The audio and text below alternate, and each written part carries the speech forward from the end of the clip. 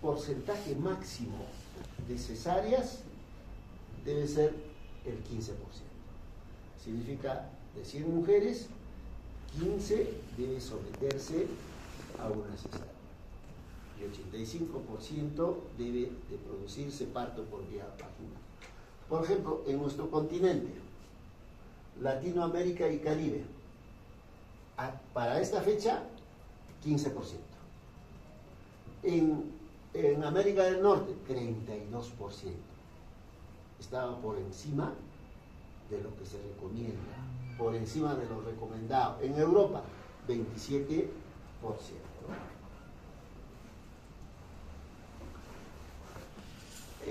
Una revisión de ENDES 2016, se ha determinado que la incidencia o la prevalencia en el Perú se ha incrementado del 22,9% al 31,6% entre el año 2011 y el año 2016.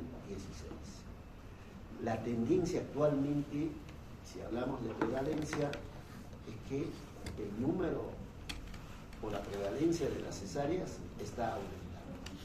Por ejemplo, en el Hospital Lorena, si la OMS dice debe ser tope 15%, nosotros en Lorena tenemos 38 o 39% de cesáreas. Regional creo que tiene 42%, seguro pasa 50%. O sea, la tendencia es cada vez mayor. Ahora, hay gente que dice, quiero operarme, ¿no? Quiero que me hagan cesárea. Este dato es importante. La cesárea aumenta el riesgo de muerte materno 6 veces más comparando con parto vaginal. 6 veces más. Es alto, ¿no? De ahí que el parto o por vía abdominal debe de reducirse. Entonces la pregunta será, ¿por qué se ha incrementado el número de cesáreas en el mundo? No solo en el Perú o no solo en el Cusco. Actualmente la edad de inicio de la maternidad ha bajado, ¿no? ¿Cuánto será el porcentaje de gestaciones o embarazos en adolescentes? ¿Cuánto será? Vázquez. ¿Cuánto será? Gestaciones en adolescentes. Antes no se veía, ahora se ve. 30%, demasiado, eso debe ser la selva, ¿no? Pero en el Perú estamos hablando 6-8%, pero es bastante.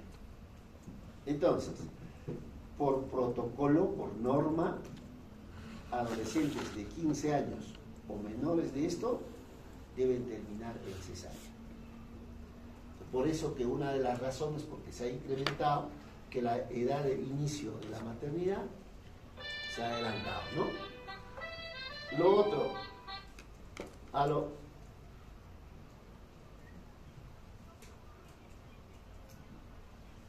Sí, dime. ¿De qué hablamos eso? ¿A qué se refiere? Estamos hablando de CST, NST. Sí, Biochi acaba de llamarme. Entonces, monitorización fetal por medios electrónicos. Si uno compara de acá a 5 años, antes de los 5 años, no teníamos monitores. O sea, no se realizaba NST, CST, monitoreo fetal intraparto. No se realizaba. Y entonces, ahora se hace casi a todas las gestantes. Todos los que van a Lorena. Una gestante entra a hospitalizarse, NST. Y si ustedes revisan en el resultado de NST, no todo el NST patológico está relacionado, por decir, con el sufrimiento fetal. Entonces, esos NSTs, CSTs, nos manda a operar muchas veces por gusto. Todo lo que tienen que revisar ustedes es la sensibilidad y la especificidad de los NST, CST. Entonces, como nosotros estamos utilizando mucho NST, todas CST, a veces nos mandan a sala de operaciones, pero el feto agua normal. Pero ya lo hemos operado. Eso hace que se incremente lo que es la cesárea. Distosia de presentación. ¿Qué porcentaje de gestantes estarán como feto empoálico? ¿Qué porcentaje? ¿Quién ha revisado sobre poálico? 21%. ¿Qué dice Portugal? ¿Qué porcentaje será? 30%. Mambia, ¿quién da más? 6%. Atrás, 20%. ¿Tú qué has entrado último? 20%. A ver. Ustedes creo que... ¿Conocen William o no? ¿La pasta siquiera la conocen de William o no? Sí, Celeste. Se supone que han leído. Ahí está lo que estamos conversando. Si fuera 20%, ¿qué sería, no? Demasiado. Demasiado. 3%, 3.5%. Ese es el distosia de presentación. Estamos hablando entre poálico y transverso. Poálico y transverso. Pero últimamente se ve con cierta frecuencia. Ese porcentaje que estamos hablando es muy alto. Un poquito más. Alguien, por ejemplo, sería bueno que revise. ¿Cuánto estamos realmente ahora en el Hospital Lorena? ¿Cuánto en regional? ¿Cuánto? Teóricamente debemos estar entre 5%, por ahí debe estar a nivel nacional. Pero eso incrementa a las cesáreas porque todo lo que es distóxico, presentación distóxica, debe terminar en cesárea, ¿no? Y la otra razón es que hay una disminución del uso de forceps y ventosas. Antes se usaba bastante forceps, se usaba bastante el vacuum, la ventosa son los vacuum extractores. Antes se usaba. Pero en algún momento dijeron que hace daño. Y como salió trabajo de investigación que dice que hace daño, nadie hacía. Pero después otra vez hacen investigación, dice que no hace daño. Y ahora ya no quiere retornarse. Por lo tanto ya no se usa mucho, porque si se usa mucho de estos, tanto el vacuum como el forceps, ya no irían las gestantes a cesárea. Otra razón por la que la prevalencia ha aumentado, ¿no? Entra tasa de inducción en aumento. Ahora se induce. Ayer no sé si ustedes estaban de entrada, le decía, muchas de las gestantes que ingresan como embarazo prolongado o en vías de prolongación, se induce, no responde y se termina en cesárea. Entonces mucho estamos usando las inducciones. Y como se fracasa, lógicamente tiene que terminar en cesárea. Prevalencia de obesidad, las gorditas son flojas para todo, entonces las gorditas terminan en cesárea, aumento de tasa de preclámpticas, eclámpticas, el HERPS obliga que terminemos en cesárea. Parto planeado por cesárea. Hay chicas que dicen, no, yo quiero cesárea. Lógicamente eso hablando en clínica. En hospitales nadie le va a aceptar, ¿no? Y lo otro es, pues, demanda por negligencia profesional, ¿no? Ahora hay un montón de quejas a los ginecólogos por no haber hecho cesárea. Si la paciente se queja, lo gana, porque teóricamente los abogados dicen, si la paciente dice que debe de someterse a una cesárea, el médico debe hacerlo la cesárea. Y si no le hace y se complica, problemas.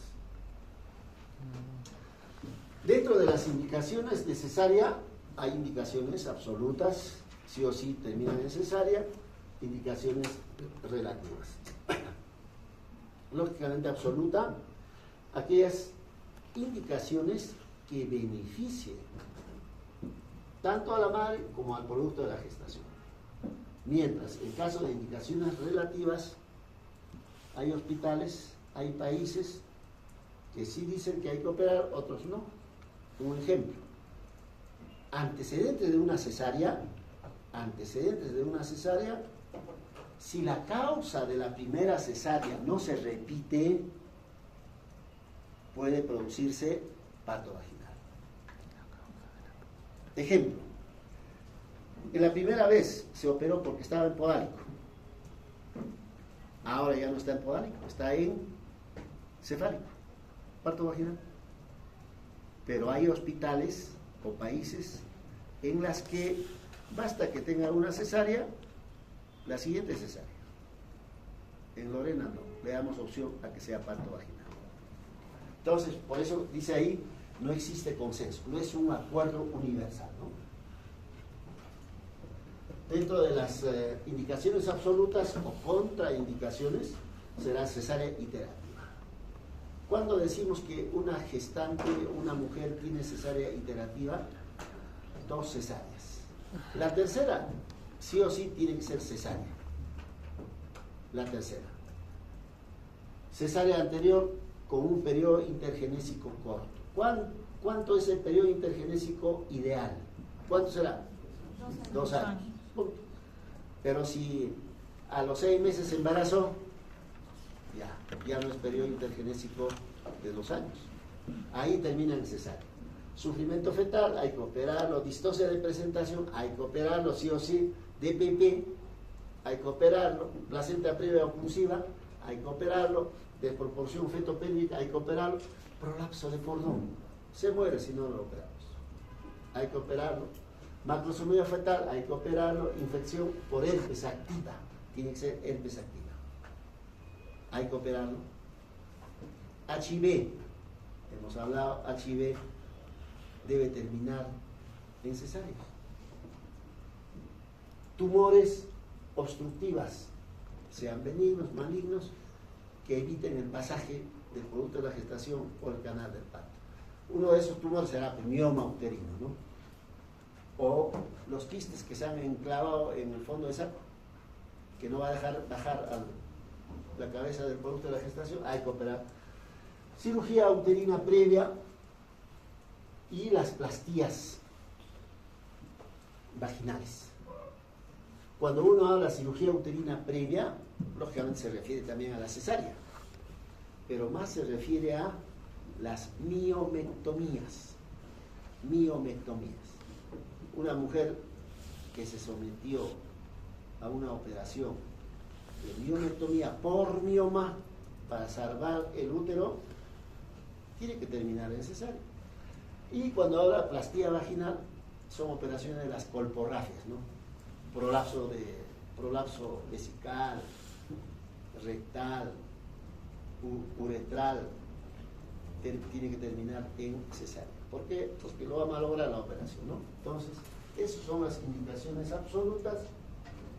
Y cuando uno habla relativas anomalías fetales,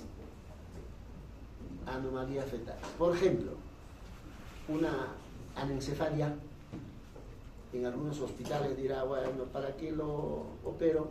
Se va a malograrse la madre, desde chiquito, ya sea por cesárea ni parto vaginal, no va a vivir anencefalia. Entonces puede dar normal parto vaginal. Embarazo múltiple, ya hemos conversado. Si la primera está de cabeza, el segundo de cabeza, cesárea o parto vaginal. La primera está de cabeza, el segundo podálico, puede terminar parto vaginal. Entonces, relativo embarazo múltiple, dependiendo de la presentación, ¿no? Retardo mental se refiere a la mamá. ¿Cuál sería el problema de retardo mental? No va a colaborar. Entonces, hay hospitales que dicen sí, lo operamos. Otros dicen no, parto vaginal, ¿no? Preeclampsia severa, eclampsia, síndrome de Gel, también es relativo.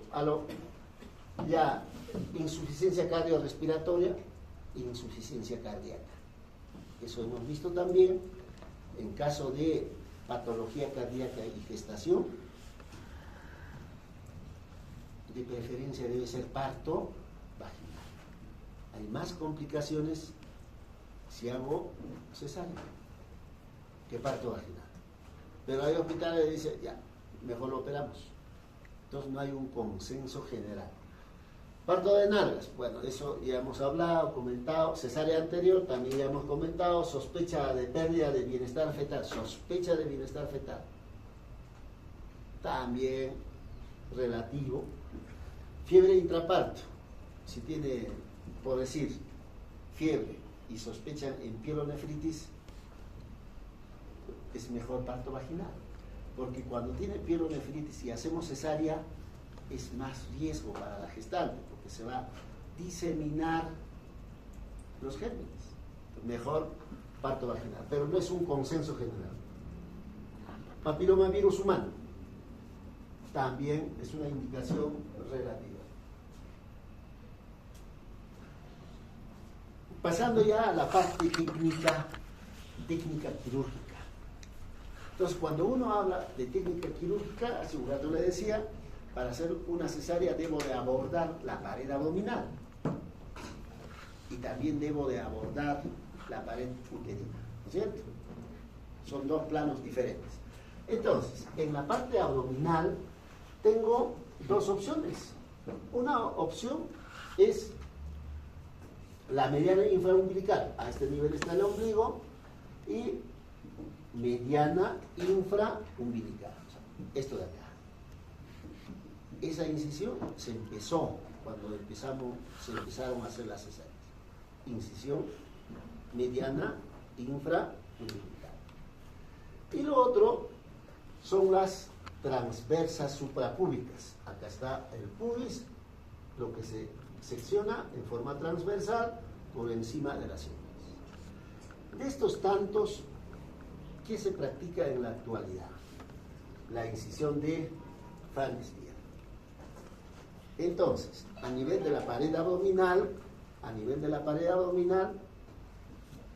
solo podemos hacer dos tipos de incisiones: mediana infraumbilical y la Van Stier. Nada más. Los otros, en algún momento se ha hecho, pero no se practica en la actualidad. De estos dos, se supone se practica más la Van Stier. Raras veces, pocas veces, la mediana infraumbilical. Tiene indicaciones específicas. Ya no se realiza como antes, ¿no? Entonces, cuando uno habla de la paratomía mediana infraumbilical, como estamos observando, acá a este nivel está el ombligo, una incisión por debajo del ombligo. Mediana infraumbilical.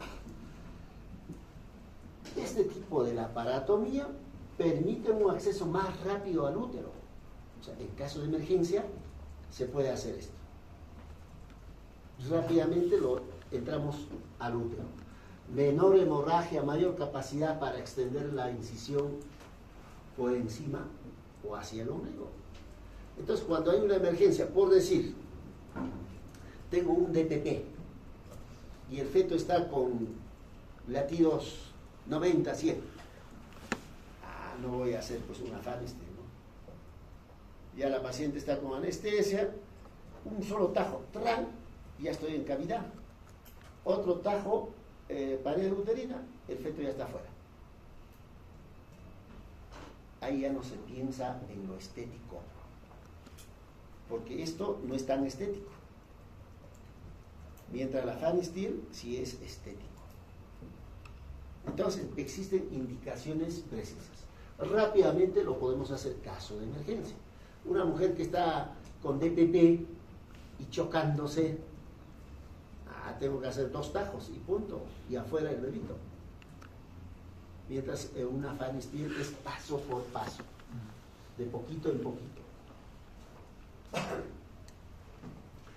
Entonces, la mediana infraumbilical se inicia entre 2 a 3 centímetros por encima de la sínfisis púbica. ¿Cuánto es el corte que debo de hacer? La longitud, 12 centímetros a 15 centímetros. Esa es la longitud de la incisión. Tiene ventajas, y dentro de las ventajas, mejor campo operatorio. Mejor campo operatorio. Hemos dicho en caso de emergencia. no saco el producto, yo lo puedo ampliar hacia arriba. Mejor campo operatorio. Pero tiene más desventajas que ventajas. Más desventajas. ¿Cuáles son las desventajas? Menos estético. Todas las chicas que tienen este tipo de incisiones no pueden ir a la playa, pero no es estético. Mayor frecuencia de eventraciones, evisceraciones. Vázquez, ¿qué estás chateando? Escucha, carajo, ¿a qué vienes acá para chatear? Este muchacho está más perdido. Si van a chatear, deben de quedarse afuera. ¿Cuál es la diferencia entre eventración y evisceración, Vázquez?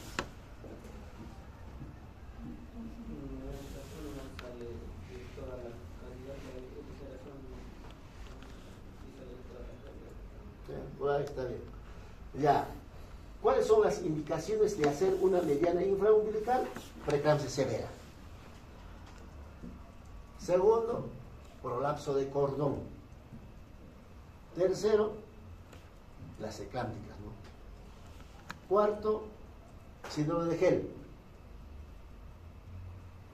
Otro, hipovolemia, ya sea por placenta previa, DPP, ruptura uterina, hipovolemia. Y finalmente, también las gorditas, ¿no? Porque las gorditas, hacer una Pfannstiel, hacen hematomas, infecciones, se complican. No todas, ¿no? Pero son las indicaciones para hacer una incisión mediana infraumbilical. Una Pfannstiel es una incisión transversal, que se debe de realizar 2 a 3 centímetros por encima de la sínfisis. Hay un pliegue, ¿no? Hay un pliegue. Justo uno aprovecha para que sea estético ese pliegue, a ese nivel se corta. ¿Cuánto de longitud debe tener esa incisión? Igual que en la anterior. En la anterior hemos dicho 12-15. 15 centímetros. ¿Cuáles son las ventajas? Esto tiene más ventajas que desventajas. Después, en el puerperio hay menor dolor, menor dehiscencia, por lo tanto habrá pues menos eventraciones, menos evisceraciones. Es más estético. Con esto normal las chicas se van a la playa, ¿cierto? Y también deambulación precoz. Se ve en la práctica en el hospital. Las chicas que se han hecho una mediana infraumbilical, 2 días después recién se movilizan. Mientras las que han tenido una incisión de tipo Pfannstiel, cuestión de horas y ya están movilizadas. Las desventajas es más lento, ¿no? Como es estético, plano por plano se secciona. ¿Qué planos encontramos en la pared abdominal? ¿Qué planos? La piel, celular subcutáneo, transverso, ¿qué? Transverso cerebral. Ya, piel, celular subcutáneo, perfecto. Falta la una, aponeurosis. ¿Qué más? Cuarto, músculos rectos anteriores. Quinto, la grasa preperitoneal. Sexto, peritoneo. ¿Ya está? O sea, en caso de Pfannstiel, cortamos piel, cortamos celular, cortamos aponeurosis, separamos los músculos, la grasita peritoneal y luego peritoneo, paso por paso. Y eso se demora, pues, ¿no? Mayor tiempo operatorio, por lo que hemos ya comentado, hematomas. Por eso que las gorditas a veces fracasamos cuando hacemos ese tipo de incisiones porque sangran. Entonces hacen hematomas, hacen seromas, hacen infección de vía operatoria, problema. Parestesias en esa zona, a los 15 días, 20 días, la señora está realizando, no siento dolor, dice, no siento. ¿Por qué? Porque se supone al seccionar hemos cortado también nervios periféricos. ¿Eso es definitivo? No. Va a llegar un momento en que va a recuperarse. ¿Cuánto es el tiempo mínimo como para recuperarse? Un mes. Infecciones puede haber, no se puede extender porque ya no tenemos más espacio para extender, ¿no es cierto? Mientras acá sí uno puede extender hasta apéndices sifoides. No se puede extender, dificulta la exposición de anexos, significa, si queremos explorar ovarios, trompas, a veces hay limitaciones, ¿no? Esa es la incisión, ¿no? Incisión de tipo Falestine. Primero la piel, la grasita, aponeurosis y así sucesivamente. Incisión, tengo que regresar luego.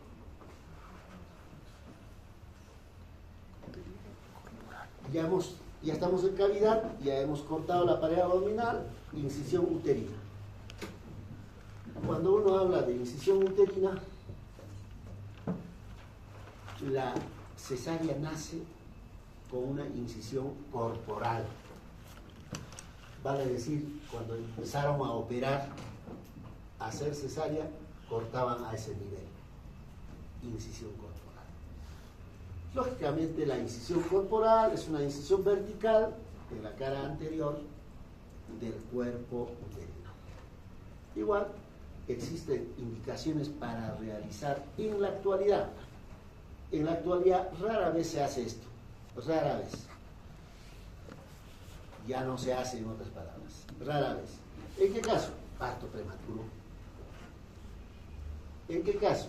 Feto en transverso, se puede hacer. Si hemos dicho hace un rato, entre podálico y transverso es 3,5%. Eso sería bueno que revisen. Entonces, lógicamente, de esos 3,5% está podálico y transverso. Es más podálico que transverso. Rara vez, pues, transverso, ¿no? Entonces, feto en transverso, placenta previa oclusiva total. Ahí sí. Este tipo de incisión se puede hacer. Mioma a nivel del segmento. Este es el segmento. Si yo tengo un mioma acá y la incisión de tipo segmentaria es a este nivel, voy a sonar, ¿no? Sangra. Entonces, entre seccionar sobre el mioma, es mejor seccionar a este nivel. No sé si ustedes han ido, uno de ustedes, al hospital hace una semana, ¿será? Pues, o 2 semanas. Ingresan a hacer una cesárea, se encuentran que había un mioma a este nivel. Grandazo. Y luego hacen abordaje a este nivel y sacan el producto. Después el camanejo hace miomectomía y la paciente se chocó y casi se muere. Entonces yo le decía en la visita que todos los días hacemos, le digo, ¿para qué Nietzsche han hecho miomectomía? Si ustedes recuerdan qué porcentaje de el volumen sanguíneo pasa al útero, ¿qué porcentaje será? O sea, comparando pues antes del embarazo con el embarazo, ¿no es cierto? Entonces la paciente tiene una hemorragia. Entonces la experiencia es que si yo tengo mioma, ni por curiosidad debo hacer miomectomía. Si yo tengo un quiste, ni por curiosidad debo hacer quistectomía. No, nada, ni tocarlo, porque va a sangrar. Esa paciente sangró un montón y ahí lógicamente se ha concluido, pues no hacer. Pues. Si yo encuentro mioma acá, hago una incisión corporal, ni tocarlo, porque me complico. Como en ese caso se han complicado. Otra indicación, cesárea histerectomía.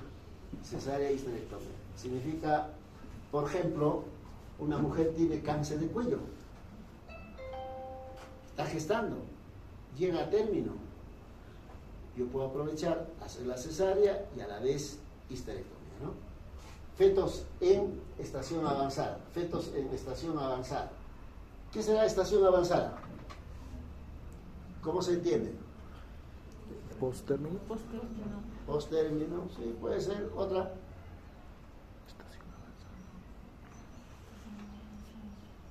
Estación avanzada significa, estación es sinónimo de altura de presentación. Altura de presentación. Entonces, si hablamos de altura de presentación, en el estrecho medio, tú que estás durmiendo, en el estrecho medio, ¿cuál es mi punto de referencia? En el estrecho medio de la pelvis. ¿Cuál es mi punto de referencia? ¿Cuál será? Espina. Las espinas. Entonces, cuando uno habla de estación avanzada, el polo de presentación ya está por debajo de espinas ciáticas. Prácticamente en el impulsivo, lo que le decía, antes hacíamos forceps, vacuum, porque ya la cabeza estaba de contrabajo y apareciendo incluso por el introito. Entonces, si está así, yo hago una incisión a nivel de segmento, ¿cómo lo saco? Pues cuando está en estación avanzada, corto acá, meto la mano, cojo los pies, lo jalo para arriba, ¿no? Es diferente jalar para arriba que jalar. Y además, jalo para arriba, alguien tiene que meter la mano por la vagina, empujar, ¿no? El polo de presentación. Entonces la obstetricia no es tan sencillo. En ese momento el que está operando está recontra asustado, pues, ¿no? Generalmente en esos casos tienen que entrar 2 ginecólogos para que se ayuden, ¿no? Estación avanzada, las desventajas de hacer un corte de ese tipo, mayor pérdida sanguínea. Se supone que es grueso, ¿no? Sangra más, difícil de reparar en músculo, por eso justamente cuando hay mioma no se debe tocar. ¿Por qué? Porque ponemos un punto, anudas, se desgarra. Si no lo tensamos controladamente, se desgarra y sangra. Otro punto, anudas, mala suerte, se desgarra y problema. Más difícil de reparar, por eso que ahí ponen más difícil de reparar. Probabilidad de ruptura uterina después, embarazos posteriores y mayor riesgo de adherencia, ¿no? Entonces, 1 es corporal, 2 segmentaria o incisión de Kerr. Segmentaria o incisión de Kerr. ¿Cuáles son las ventajas de una Kerr? Menor pérdida sanguínea. ¿Por qué? Porque el segmento está delgadito.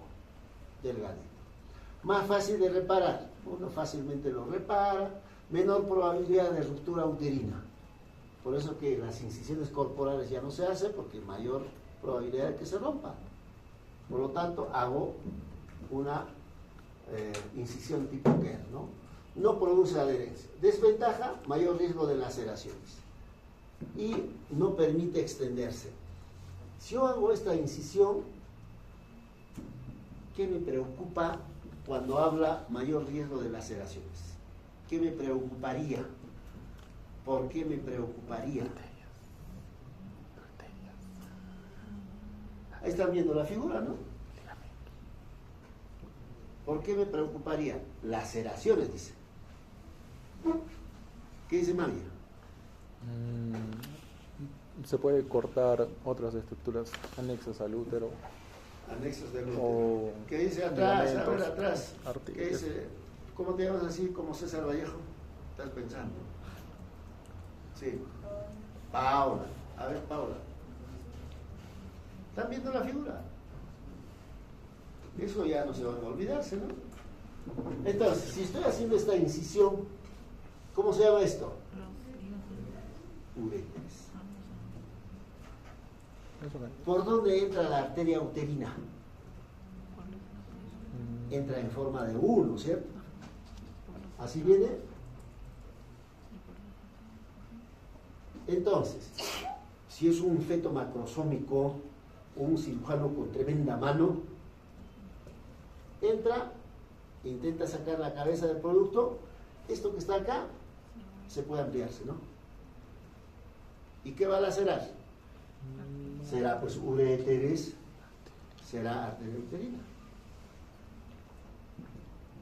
Y lo otro es, que no está acá, si esto se amplía un poquito, ya estoy cerca a los uréteres y a la arteria uterina, al poner el punto, ¿lo puedo ligar los uréteres o no? Claro que sí. Y al día siguiente la paciente no va a orinar nada. Si es que son dos, ¿no? Lógicamente si hay uno, normal va a orinar, pero después va a venir pues con, como dicen los nefrólogos, riñón excluido. Ese es el término. Riñón excluido. Entonces, también tiene sus desventajas, ¿no? Si bien es cierto, esto lo ideal, lo mejor, pero hay que tener cuidado con uréteres y arteria uterina. Estos son los pasos de una incisión tipo Kerr. Tipo Kerr. Técnicamente, cuando uno hace la cesárea, y si hablamos de Fanny-Skiel, primer paso, incisión cutánea en la piel. Solamente esta parte blanca, ¿no? Segundo paso es la grasa. Entonces, ustedes en el internado seguro van a ver, unos cortan de canto a canto la grasa, cortan la grasa. Pero otros al centro nomás lo corta la grasita hasta que aparezca el plano blanco, que sería aponeurosis. Y de ahí con el dedo lo corre. Esa es una incisión Roma, porque cuando uno corta con bisturí, sangra bastante. Pero hay otro recurso en la actualidad, antes no había, que es el electrobisturí, que tiene su electrocauterio. Yo normalmente corto, no con los dedos, sino corto con electrocauterio, la grasita. Corta y coagula, ¿no? Llegamos al plano blanquito y hacemos una incisión como está ahí. Ya estamos aponeurosis. Aponeurosis, como acá está señalando, entra 2 deditos, lo corre, ¿no? Pero otros van a ver también, pone una pinza Kelly acá, una pinza Kelly acá, lo levanta un poquito con una tijera Metzenbauer, corre por acá. Ya corrió hasta este nivel, pone otra vez esa misma pinza de acá, una pinza arriba, con Metzenbauer lo corre a este lado. Ya vemos, ¿qué es esto? Los músculos rectos anteriores. Acá está haciendo solo con dedo, ¿no? No está usando, como les decía, con Metzenbauer y pinza Kelly, no, con dedo, ¿no? Ya aparecen los músculos rectos. Esta es la línea media. ¿Qué se hace? Una vez que aparece, una pinza Kelly ahí, y se separa en este sentido. Una vez que ya hemos separado, entramos con un dedo así, se corre los músculos acá al otro lado. Y detrás de eso está la grasa preperitoneal, una grasita amarilla. Una vez que esto ya le ha corrido, ¿no es cierto? Ya no están los músculos. Ya esto que estamos viendo ya, peritoneo. Visceral, parietal. Visceral, pues parietal, no puede ser visceral, ¿no es cierto? Luego, otra pinza Kelly, le punza, entra, se aprovecha y se abre así, para que se abra. Uno entra con estos 2 dedos, se corre. Ya estamos en el útero. Acá está haciendo la incisión ya de la pared uterina. incisión de la pared uterina, uno se asegura con los dedos y lo que estamos viendo, ¿qué será? ¿Esto de acá qué será? El feto. ¿Qué será? La placenta.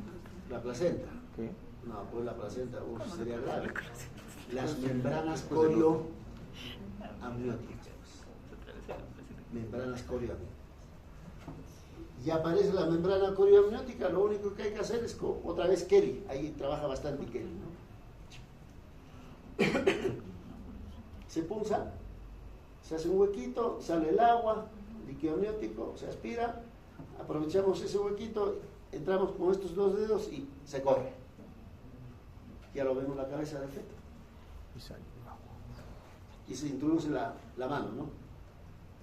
Porque esto tiene que palanquear. Tratar de llevar hacia esto de acá. Ya estamos en cavidad.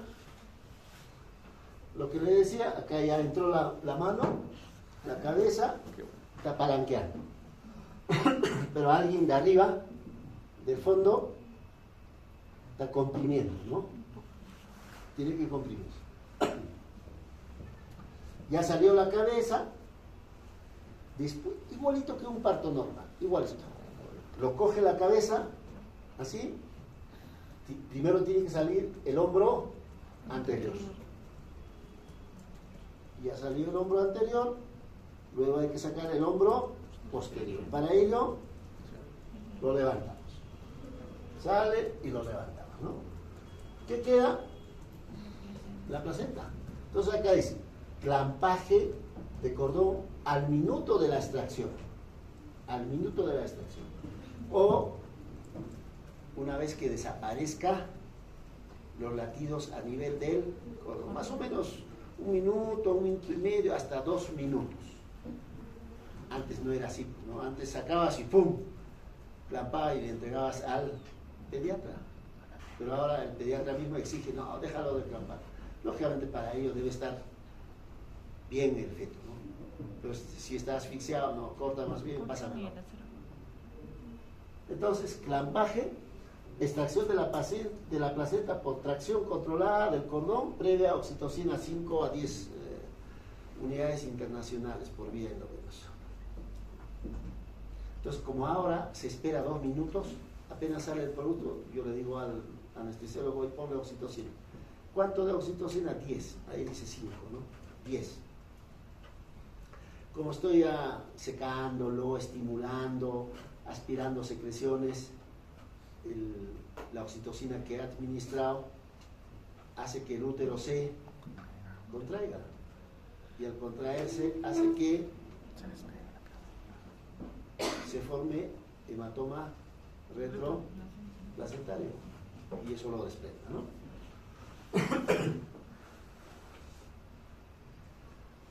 Igual, ¿no? Está palanqueando, sale la cabecita, igual acá está palanqueando, luego saca el hombro anterior, el hombro posterior, fuera, ¿no?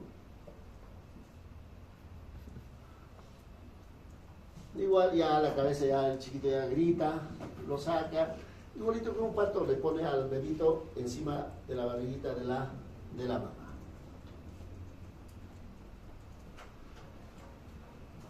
Una vez que hemos hecho extracción manual de la placenta, escobionaje de cavidad para asegurarnos que no quede restos en cavidad. Luego ya viene el cierre, lo invertido de lo antes, ¿no?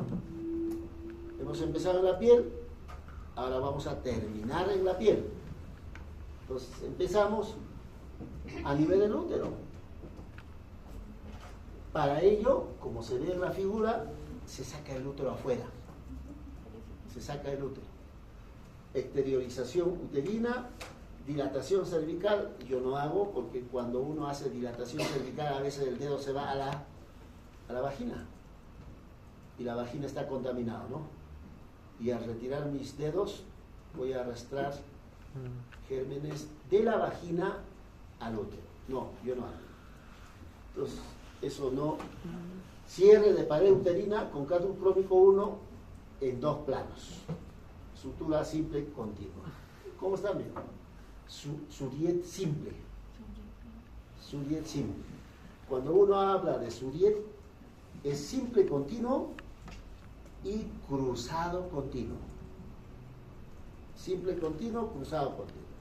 Si sangra, es mejor cruzado continuo. Si no sangra, simple continuo. Cierre de peritoneo a tejido celular subcutáneo, igual acá cierran peritoneo, después músculos, después aponeurosis con cadmo crómico 0. Pero cadmo crómico 0 es más delgado que cadmo crómico 1. Entonces, si solo tenemos catgut, es mejor utilizar catgut crómico 1, no 0. Igual que en parto. Creo que ya les he hablado por qué no 0, por qué sí crómico 1. ¿Por qué será?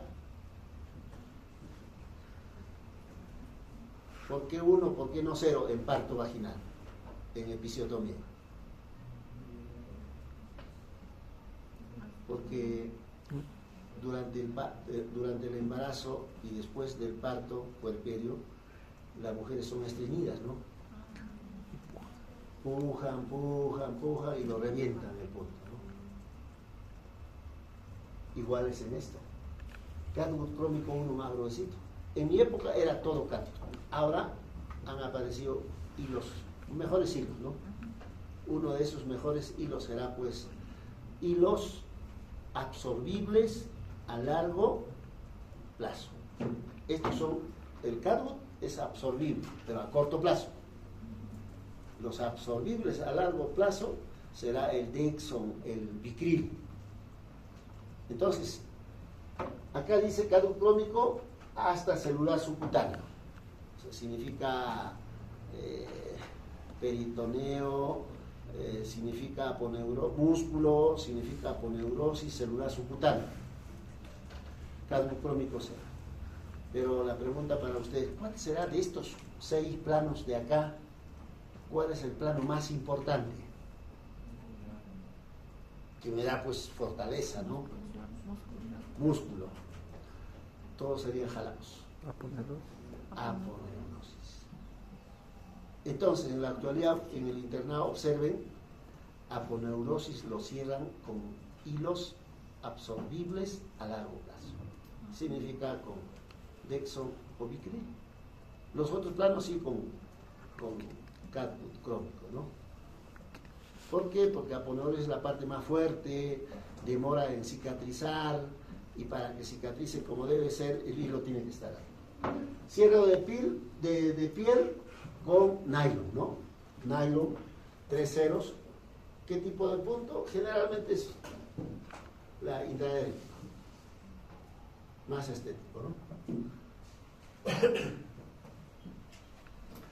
Entonces, es la técnica. Ahora, lógicamente la cesárea tiene complicaciones, y cuando uno habla de complicaciones, durante la operación y en el postoperatorio. Durante la operación y en el postoperatorio. Ahora, ¿qué complicaciones durante la operación? Complicaciones maternas.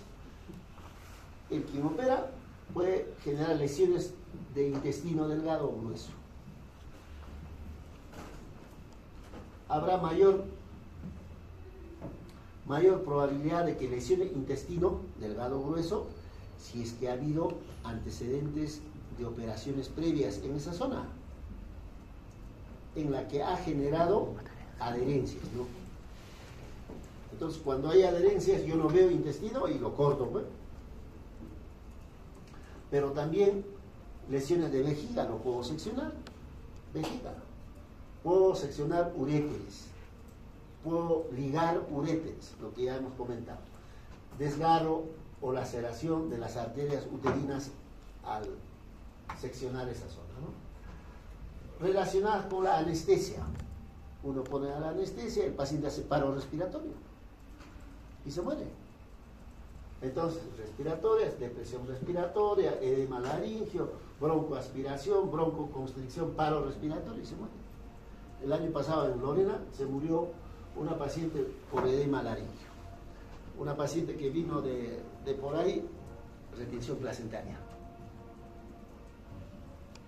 Entra en sala de operaciones, el anestesiólogo coloca anestesia general, no sé por qué haya puesto el laringoscopio, se produce la extracción de la placenta, manual de placenta, terminamos, retira el laringoscopio y la paciente hace espasmo laringio persistente.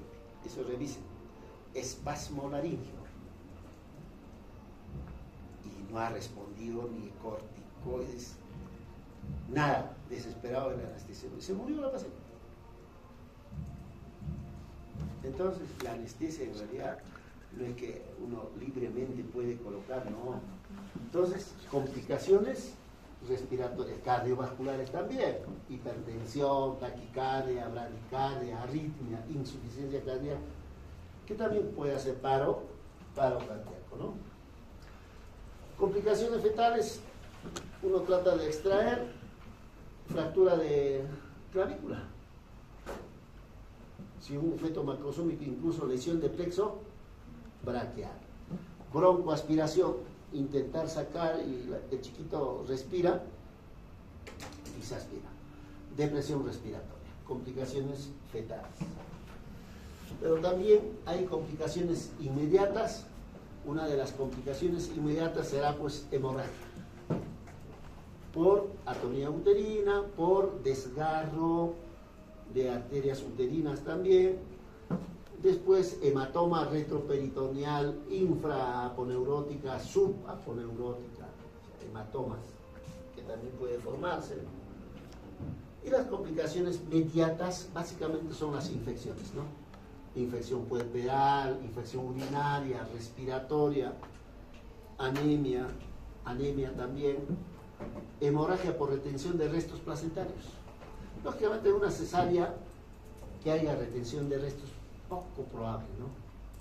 General, ¿por qué? Porque está abierto y nosotros estamos mirando, pues. Entonces poco probable que haya retención. Más retención de restos, más en caso de parto vaginal. Y dehiscencia de histerografia.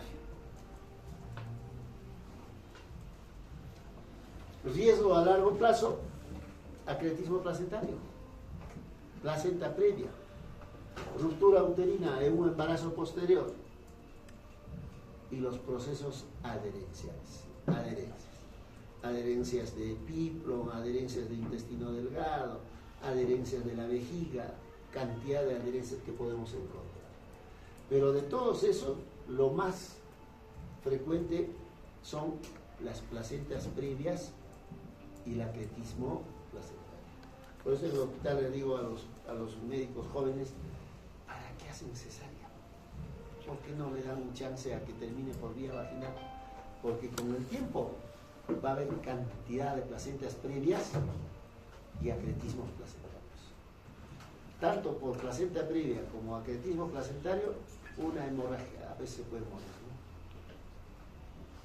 Entonces, una cesárea no deja de tener complicaciones durante la operación, inmediatamente después de la operación, como complicaciones inmediatas o las mediatas y a largo plazo. Una revisión en Lima relacionado a, como dice acá, complicaciones maternas de la operación cesárea en el periodo exclusivo, o sea, cuando entran de emergencia. Todas las complicaciones, hablando del porcentaje. Inercia uterina. ¿A qué se refiere inercia uterina? Se refiere a hipotonía, se refiere a atonía, ¿no? ¿Qué porcentaje? 11, casi 12%. Inercia uterina. Y así todos los porcentajes que han encontrado, ¿no? Hemorragia puerperal, 6%. Lógicamente, tanto hemorragia puerperal como las inercias aquí conlleva transfusiones sanguíneas,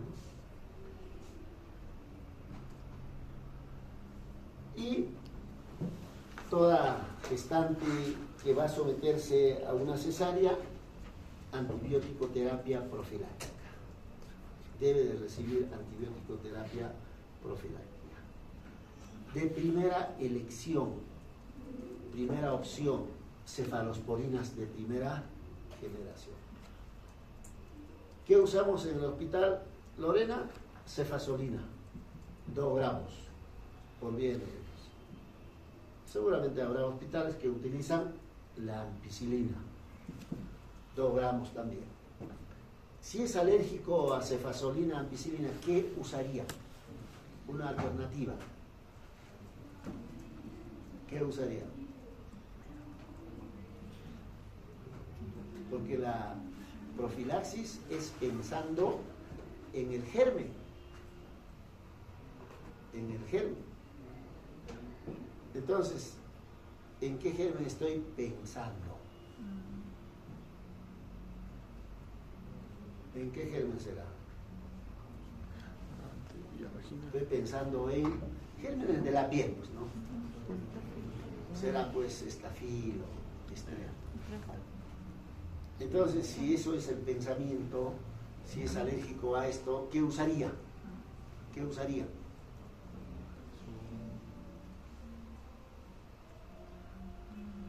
¿Qué usarían? A ver, están razonando, pero hoy día han razonado bastante. Será pues del grupo de las lincomicinas. Y dentro del grupo de las lincomicinas, ¿qué encontramos?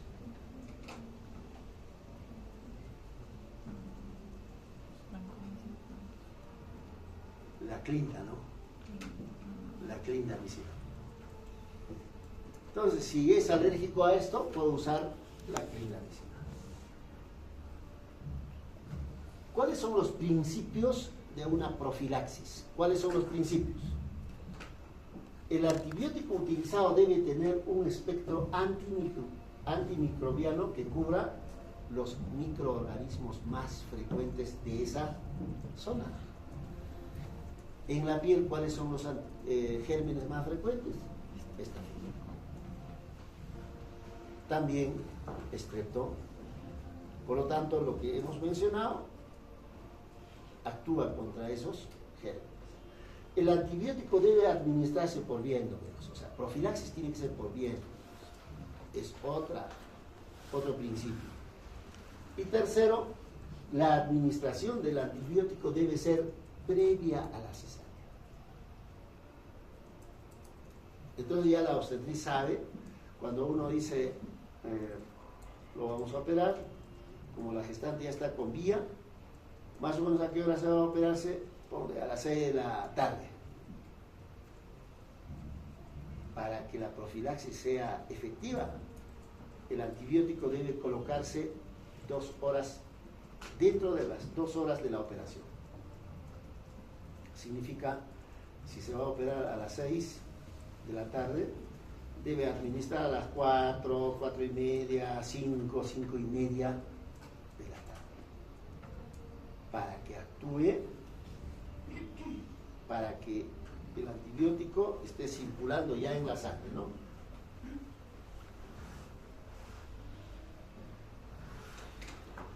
Ahora, ¿en quiénes hacer profilaxia? ¿En quiénes? Nivel socioeconómico bajo. ¿Y qué tiene que ver nivel socioeconómico bajo con profilaxis? ¿Cuál sería la explicación? Higiene. ¿Cuál? Higiene. Higiene. Puede ser higiene. Alimentación. Yo creo que es más nutrición, ¿no? El sistema inmunitario. Porque esta chica después cuando uno hace las operaciones, la enfermera lo lava, ¿no? Y luego nosotros usamos antisépticos. Por ahí no, es más por el estado nutricional. Las gorditas, otro problema las gorditas. Presencia de enfermedades crónicas. Lógicamente las diabéticas tienen más opción de que se infecten.